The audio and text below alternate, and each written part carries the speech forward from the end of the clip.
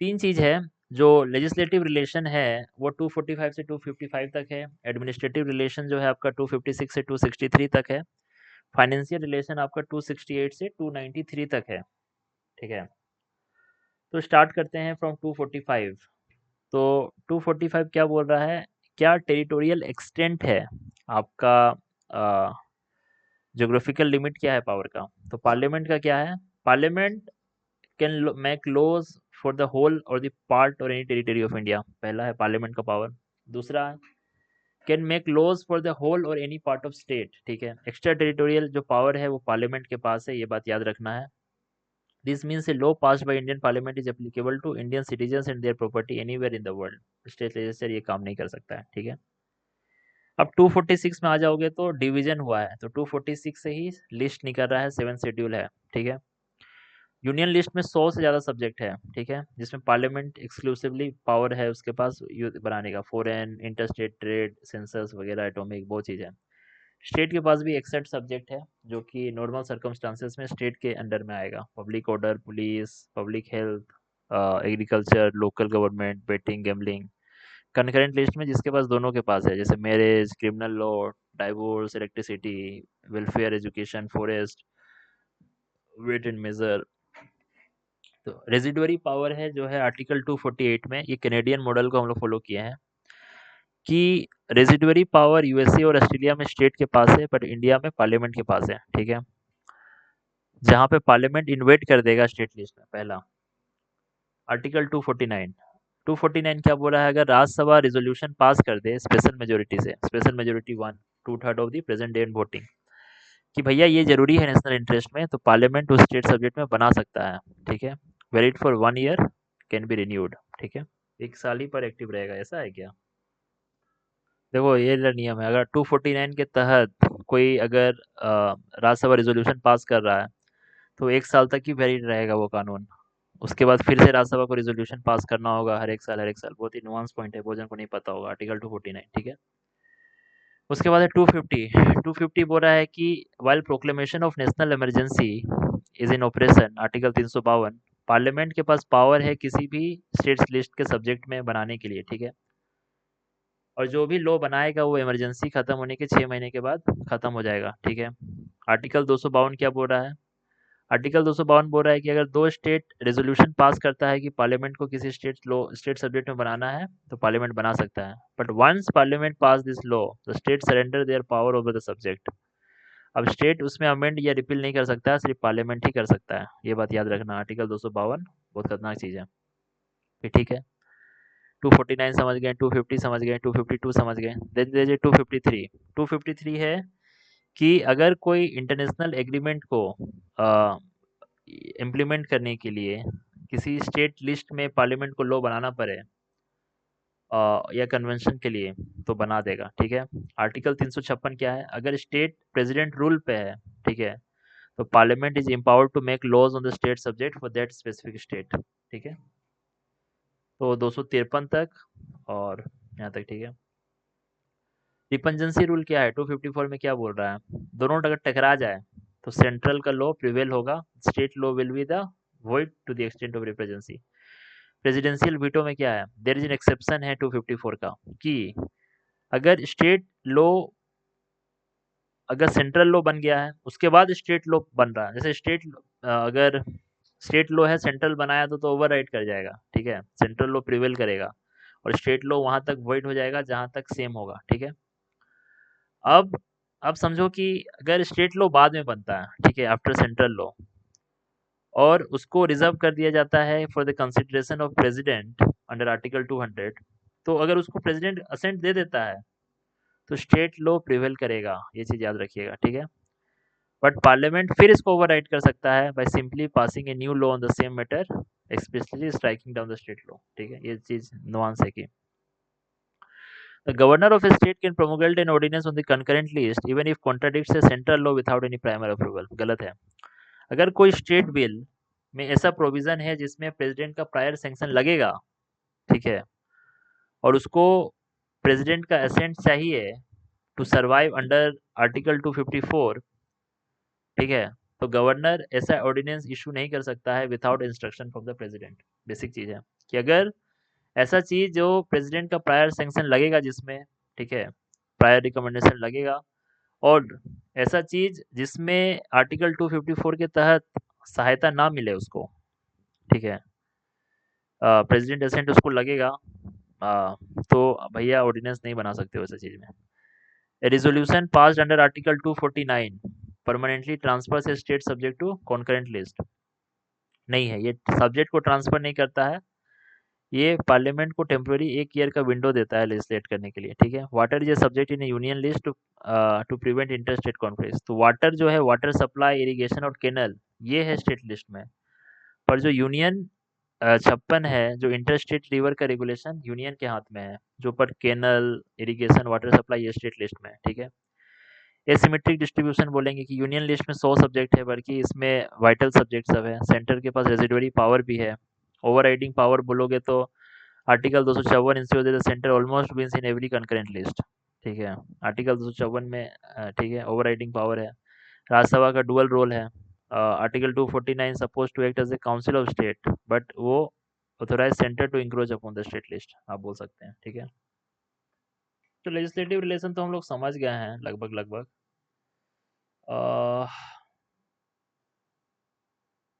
इसके बाद हम लोग जाते हैं एडमिनिस्ट्रेटिव।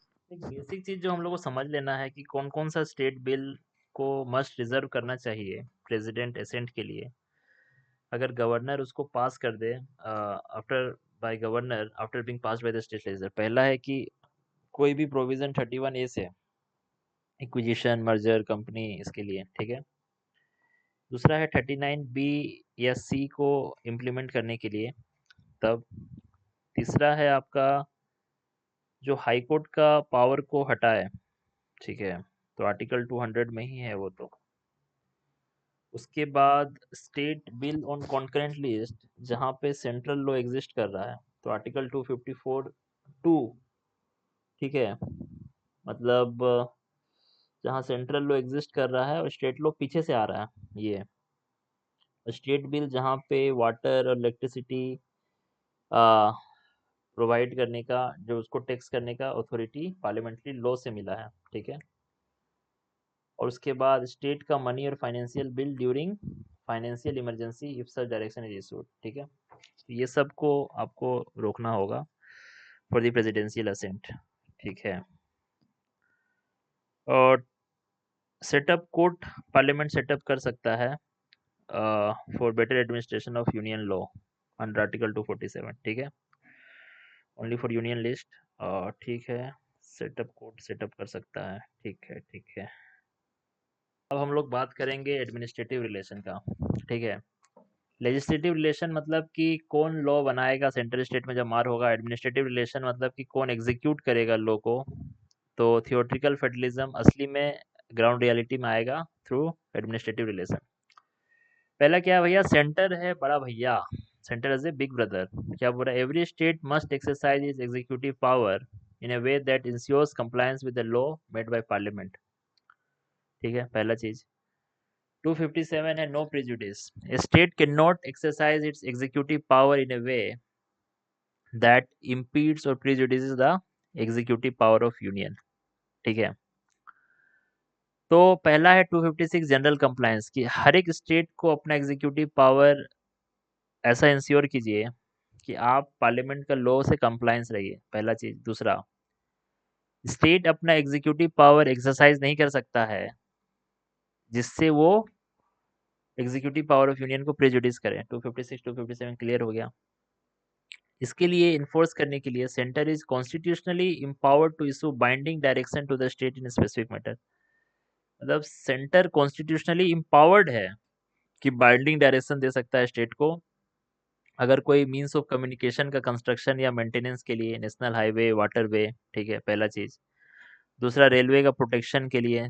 तीसरा चीज हो गया आपका adequate facility for mother tongue में इंस्ट्रक्शन करने के लिए 350A के तहत, ठीक है, या किसी भी ट्राइबल शेड्यूल्ड ट्राइब के वेलफेयर के लिए स्टेट में।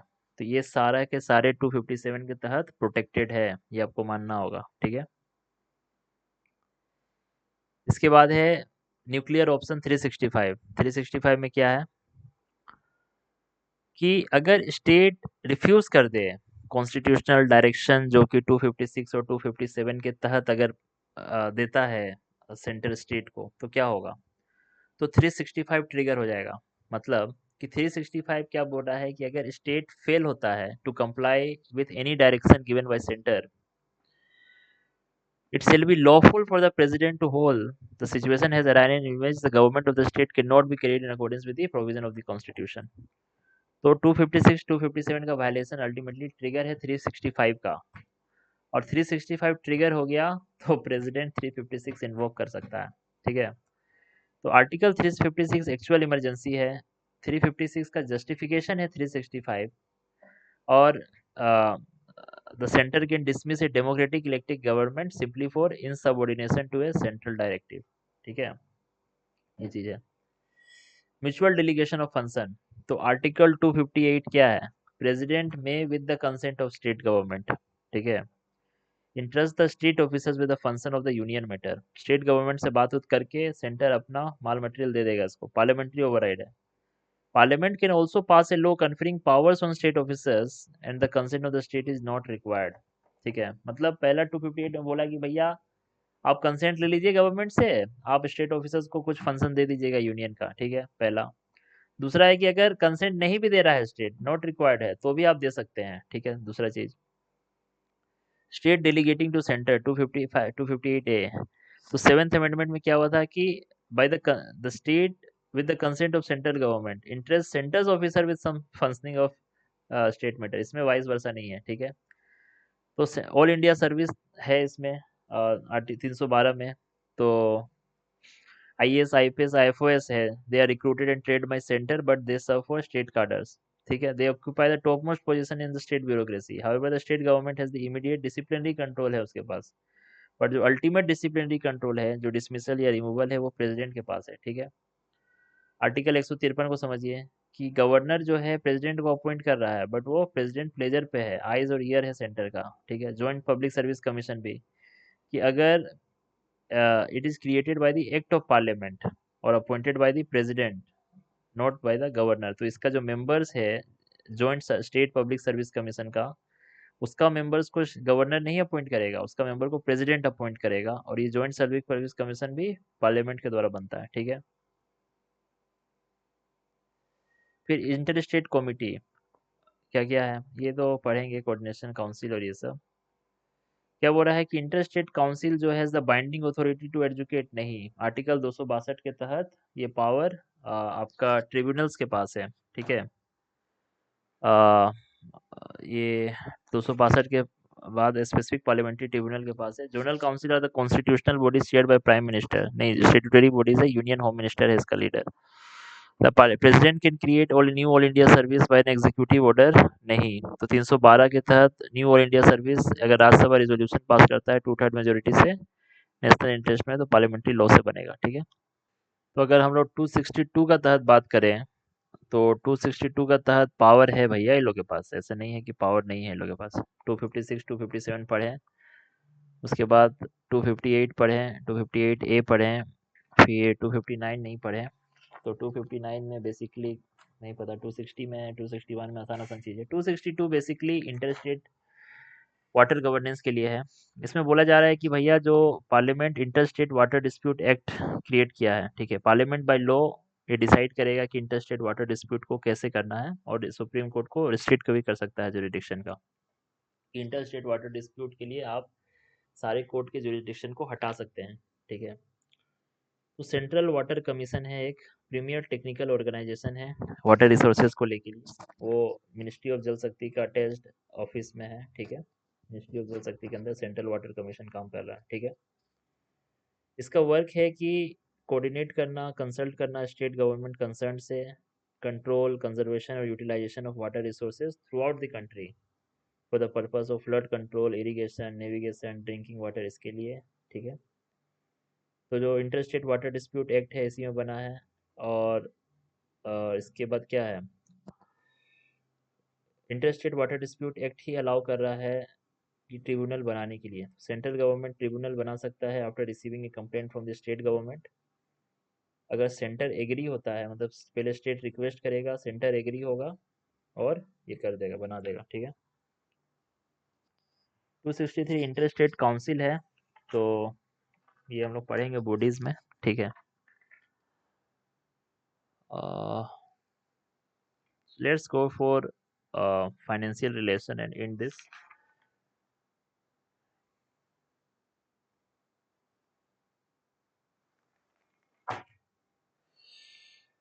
तो constitution makers face massive problem. क्या बोला कि जो लुक्रेटिव और इलास्टिक टैक्स है वो सेंटर के पास है, बट जो एक्सपेंसिव रिस्पॉन्सिबिलिटी है वो स्टेट के पास है।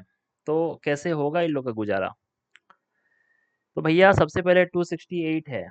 268 क्या बोल रहा है कि वो सारे टैक्स जो कि सेंटर के द्वारा लिवाई होंगे पर कलेक्ट और केप्ट स्टेट रखेगा। क्या क्या है? जो बिल ऑफ एक्सचेंज है उस पे जो स्टाम्प ड्यूटी लगता है, stamp duty on bill of exchanges and promissory notes cheques, इस पे, ठीक है। स्टाम्प ड्यूटी जो लग रहा है वो 268 के तहत सेंटर लिवाई करेगा, बट कलेक्ट और केप्ट स्टेट करेगा, पहला चीज। दूसरा, आर्टिकल 269 क्या बोल रहा है कि जो tax on the sale and purchase of the goods in the interstate trade, जो नॉन जीएसटी आइटम है, अगर उसका इंटरस्टेट ट्रेड करते हैं उस पे जो आप लिवाई और कलेक्शन करेगा वो कौन करेगा? सेंटर करेगा, पर असाइन किसको होगा? स्टेट को होगा। समझ गया ना? इंटरस्टेट ट्रेड में जिसका tax on the sales and purchase of the goods in the interstate trade, ठीक है। इसके बाद है 269 ए। 269 ए क्या है? Integrated goods and services tax on interstate supply, ठीक है। तो आईजीएसटी क्या है? ये लिवाई और कलेक्ट करेगा कौन? बाय सेंटर, ठीक है। जो आपका इंटीग्रेटेड जीएसटी जो है वो सेंटर करेगा, और अप्रोप्रिएशन होगा इसका between centre and states based on the GST council recommendation. 269 ए बोल रहा है, ठीक है। तो integrated goods and supply tax on interstate supply, जो आईजीएसटी इंटरस्टेट सप्लाई में होगा वो 269 ए के तहत ये होगा। 270 क्या बोल रहा है कि जो इनकम टैक्स है, कॉर्पोरेट टैक्स है, सेंट्रल एक्साइज है ऑन नॉन जीएसटी आइटम्स, ठीक है, ये सेंटर करेगा। और क्योंकि 270 तो आपका एक्चुअल में ये है ना, और divisible between centre and the state, divisible pool में जाएगा वो, ठीक है। और जो सरचार्ज और सेस है वो सेंटर कलेक्ट करेगा और केप्ट बाय सेंटर होगा, ठीक है। तो स्वच्छ भारत सेस हो गया, हेल्थ एजुकेशन सेस हो गया, तो सरचार्ज ऑन सुपर रिच हो गया। तो ये सब आपका 271 के तहत, तो समझ गए। तो 270 के तहत, 270 के तहत क्या क्या आ रहा है? इनकम टैक्स हो गया, कॉर्पोरेट टैक्स हो गया, जो आपका सेंट्रल टैक्सेस है वो आपका 270 के तहत आएगा, ठीक है।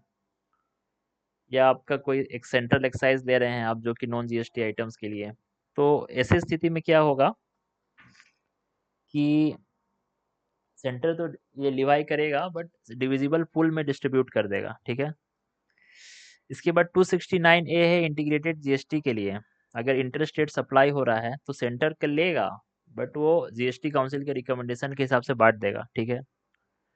फिर है tax on the sales and purchase of the good in interstate trade. अगर इंटरस्टेट ट्रेड हो रहा है तो सेंटर कलेक्ट करेगा बट असाइन करेगा स्टेट को, ठीक है। ठीक है। अ, ठीक है, अगर इंटरस्टेट सप्लाई हो रहा है तो उसमें इंटीग्रेटेड जीएसटी अगर लग रहा है तब, और अगर सिर्फ नॉन जीएसटी आइटम पे इंटरस्टेट ट्रेड हो रहा है तो उसका टैक्स सेल परचेज पे जो टैक्स लग रहा है, ठीक है, नॉन जीएसटी आइटम का, वो स्टेट को असाइन करेगा इंटायरली, सेंटर कुछ नहीं रखेगा, ठीक है। तो इंटीग्रेटेड कुछ रखेगा, 270 में भी कुछ रखेगा, 269 पूरा पूरा स्टेट को देगा। 268 जो है वो लिवाई सेंटर करेगा बट कलेक्ट और केप्ट स्टेट करेगा। बहुत ही सिंपल नुआंस है। 268 सेंटर लिवाई करेगा बट कलेक्ट और केप्ट स्टेट करेगा। 269 लिवाई और कलेक्ट सेंटर करेगा बट स्टेट को पूरा पूरी दे देगा, क्योंकि इंटर स्टेट ट्रेड पे आप कर रहे हैं।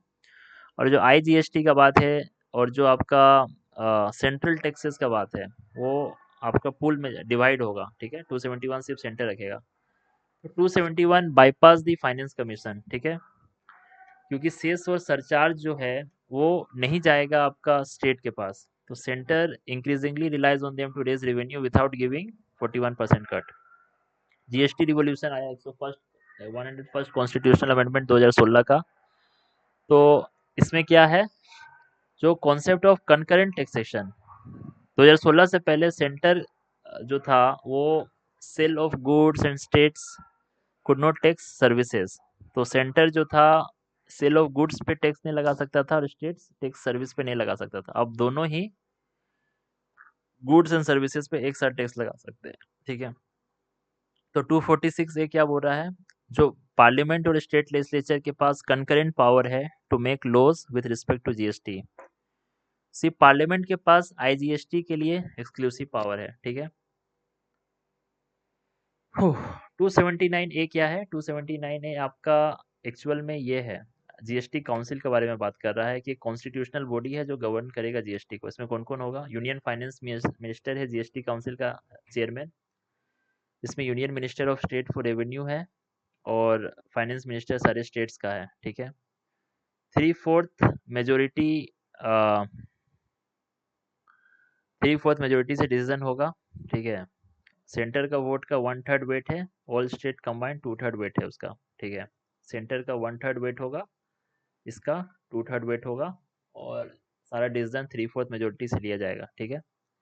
सेंटर के पास डी फैक्टो है क्योंकि 75% अल्टीमेटली नीडेड है और सेंटर के पास 33% है, तो आप कोई भी डिसीजन सेंटर के एग्रीमेंट के बिना नहीं होगा, ठीक है। इसमें ग्रांट इन एड सबका बात हो रहा है। तो सबसे पहले आप स्टेट्यूटरी ग्रांट के बारे में बात करो। स्टेट्यूटरी ग्रांट क्या है, अगर किसी स्टेट को असिस्टेंस का जरूरत है, ठीक है, तो कंसोलिडेटेड फंड ऑफ इंडिया से ये दे सकता है। बट जो ये 275 के तहत जो ग्रांट देंगे वो फाइनेंस कमीशन के रिकमेंडेशन पे देंगे, पहला चीज। दूसरा, डिस्क्रिशनरी ग्रांट है कि सेंटर और स्टेट कोई भी ग्रांट दे सकता है फॉर पब्लिक पर्पस, ठीक है, even if it is not within their legislative competence, ठीक है। मतलब this was the route the planning commission used to send massive fund to states 282 के तहत। It is entirely at the discretion of union ministry, no finance commission is needed. तो 282 में finance commission नहीं जरूरत होगा, ये डिस्क्रिशनरी ग्रांट है, public purpose के लिए हम दे दिए, ठीक है। बट जो 275 के तहत जो ग्रांट आएगा वो स्टेट को जो नीड ऑफ असिस्टेंस में है, ये कंसोलिडेटेड फंड ऑफ इंडिया से जाएगा, ठीक है। बट फाइनेंस कमीशन के रिकमेंडेशन ज्यादा, 275 का grant is a good grant than 282 का ग्रांट, ठीक है।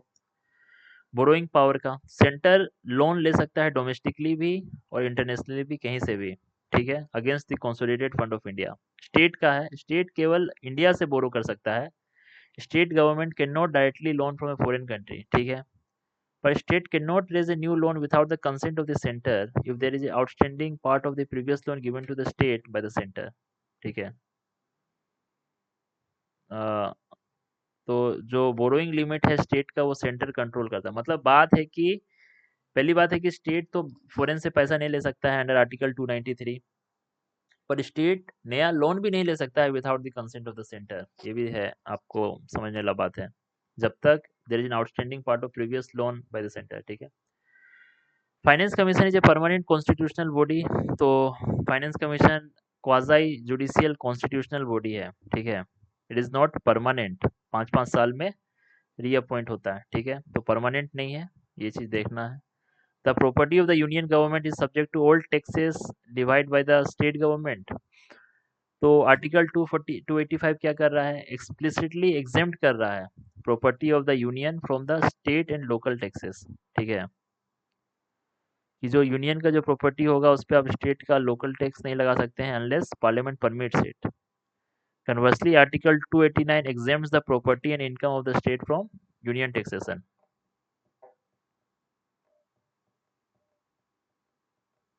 ठीक है। दोनों भाई आप एक दूसरे का अपना अपना मजा कर लिया है। 285 के तहत आप अपना प्रॉपर्टी एग्जेम्प्ट कर लीजिए, 289 के तहत हम आपका कर देते हैं। तो यूनियन यूनियन टैक्सेशन ने कर दिया है। हेल्थ सेस जो होता है वो डिविजिबल पूल में जाता है नहीं, जो सेस और सरचार्ज होता है 271 में, वो बाईपास कर देता है डिविजिबल पूल को, वो सेंटर के पास है। तो डेमोग्राफिक पेनल्टी है, तो 1516 कमीशन फाइनेंस कमीशन में बोल रहा है कि जो term of reference finance commission का जो मैंडेट है using the 2011 census for population weightage, southern state जो है वो प्रोटेस्ट कर रहा है कि they are financially penalised for successfully controlling the population. ठीक है, श्रिंकिंग डिविजिबल पूल। एक है कि जो बढ़ता हुआ जो सेस है जिससे डिविजिबल पूल कम हो रहा है, ऑफ बजट बोरोइंग्स। तो state restricted by center borrowing limits FRBM targets often use special purpose vehicle or the state owned corporation to borrow money secretly। जैसे केरला में फेडरल फ्रिक्शन हो गया था कि ऑफ बजट बोरोइंग्स ज़्यादा हो गया था कि स्टेट अब लोन नहीं ले रहा है, जो स्पेशल पर्पस व्हीकल है जैसे कोई स्टेट का बॉडी हो गया, कोई एसोसिएशन हो गया, उससे आप लोन लेवा दिए, तो ऐसे करके। हाँ तो भैया पार्ट 13 में आर्टिकल 301 से 307 तक इकोनॉमिक बाल्कनाइजेशन ना हो जाए तो एक सिंगल यूनिफाइड मार्केट बने, इसके लिए है। तो फ्रीडम ऑफ ट्रेड एब्सोल्यूट नहीं है, ठीक है। 301 में क्या है कि subject to other provision of this part 13 का ट्रेड कॉमर्स और intercourse throughout the territory of India shall be the free, मतलब फ्री है, ठीक है। It does not apply to the inter state trade but also to intra state, ठीक है। Inter state और intra state दोनों trade का बात कर रहा है। Article 19(1) versus 301। तो 19(1) बोलता है फंडामेंटल राइट है आपका किसी भी प्रोफेशन को, किसी भी ऑक्यूपेशन को करने का, ये सिटीजन के लिए ही है बस, ठीक है। और आर्टिकल 301 कॉन्स्टिट्यूशनल राइट है। It focuses on free movement of goods and it is available for everyone. तो 301 सबके लिए है, फॉरेनर्स के लिए भी, कॉरपोरेशंस के लिए भी, जबकि जो 19(1) है वो बस सिटीजन्स के लिए है, ठीक है। 302 से 304 को समझो, अभी एक्सेप्शन आ जाएगा। अभी हम बोल दिए फ्री है, अब 302 में देखिए क्या आएगा कि पार्लियामेंट रिस्ट्रिक्शन लगा सकता है फ्रीडम ऑफ ट्रेड में इन द पब्लिक इंटरेस्ट, पहला चीज। दूसरा, अगर पार्लियामेंट रिस्ट्रिक्ट कर रहा है ट्रेड को, वो किसी एक स्टेट को प्रेफरेंस नहीं देगा और दूसरे को डिस्क्रिमिनेट नहीं करेगा, ठीक है। तीसरा, अगर एक सिचुएशन आ जाता है कि पार्लियामेंट कैन डिस्क्रिमिनेट, अगर सीवर स्कार्सिटी है किसी गुड का किसी एक पार्ट में, ठीक है, parliament can pass law preferring one state to another to manage the crisis, ठीक है। रिस्ट्रिक्ट कर सकता है, रिस्ट्रिक्ट करने से हमें डिस्क्रिमिनेशन नहीं करना है, डिस्क्रिमिनेशन कर सकता है अगर स्कार्सिटी है तो। 304 क्या बोल रहा है? 304 बोल रहा है कि state can regulate trade but they are tightly listed by the centre to prevent them from become protectionist mini countries, ठीक है। मतलब ट्रेड को कर सकता है but they are tightly listed by the centre to prevent, ठीक है। Non discriminatory taxation, मतलब एक स्टेट टैक्स इम्पोज कर सकता है on goods imported from other state but only if it imposes the same tax on similar good produced locally, ठीक है, ये चीज है। मतलब कर्नाटक अगर हिमाचल से आने वाला एप्पल पे टैक्स तभी लगा सकता है जब वो कर्नाटक ग्रोन एप्पल पे भी टैक्स लगाएगा, ठीक है। ये चीज बोल सकते हैं, स्टेट के पास भी टैक्सेशन पावर है बट सेंटर उसको मारेगा अगर वो खुद से ओवर रीच करने की कोशिश किया तो। A state can impose reasonable restriction on the freedom of trade in the public interest। A state can impose reasonable restriction on the freedom of trade in public interest, ठीक है। A bill to impose such restriction can be introduced in the state legislature only with the previous sanction of the president। क्या बोल रहा है? एक bill to impose any such restriction can be introduced in the state legislature only with the previous section of president, ठीक है। 304 क्या बोल रहा है कि state can impose reasonable restriction on the freedom of trade, ये फ्रीडम ऑफ ट्रेड पे in public interest में, ठीक है। A bill to impose such restriction can be introduced in the state legislature only with the previous sanction of the president, ठीक है। Inter state trade commission, parliament by law appoint an authority for carrying out the provision. तो parliament कोई अभी authority नहीं बनाया, मतलब inter state trade commission बनाने का परमिशन है अंडर आर्टिकल 307, ठीक है। ये बात याद रखिए। The freedom of inter state trade and commerce under 301 is fundamental right ना, ये कॉन्स्टिट्यूशनल राइट है। फिर इसके बाद state law imposing reasonable restriction और inter state trade requires the reserve assent of governor. अगर वो प्रीवियस सैंक्शन चाहिए प्रेसिडेंट का उसके लिए before the bill is even introduce in the state assembly. State law imposing reasonable restriction on interstate trade requires the reserved assent of governor, reserved assent of governor। नहीं नहीं, ये previous sanction चाहिए president का, अगर inter state trade को रोक रहा है तो। ठीक है, स्टेट स्कारसिटी है तो पार्लियामेंट के पास पावर है डिस्क्रिमिनेट करने का। ठीक है, प्री जीएसटी इरा का जब बात हो रहा है कि जो फ्रीडम ऑफ ट्रेड है ऑक्ट्रॉय और एंट्री टैक्स की वजह से आर्टिकल 301 कॉम्प्रोमाइज हो रहा था। एंट्री टैक्स लगाता था स्टेट बॉर्डर पे और डिले होता था। ठीक है, state into separate economic zone बन गया था। GST is the enabler of the article 301। ठीक है, जो 301 का ऑपरेशनलाइजेशन जीएसटी से ही हुआ है। ठीक है, it finally realise the constitutional dream of one nation one market. ठीक है, लोकल रिजर्वेशन फ्रैक्शन, तो several state है like Haryana and Andhra Pradesh passed law reserving 75% of locals, they totally under 1619 violates the spirit of part 13 as well। तो वहाँ भी बोलेंगे जो free movement of human capital है fundamentally harms the free trade and economy. Local reservation में 301 का point लिखोगे तो नंबर आएगा नहीं तेरा, क्यों नहीं आएगा, एकदम आएगा।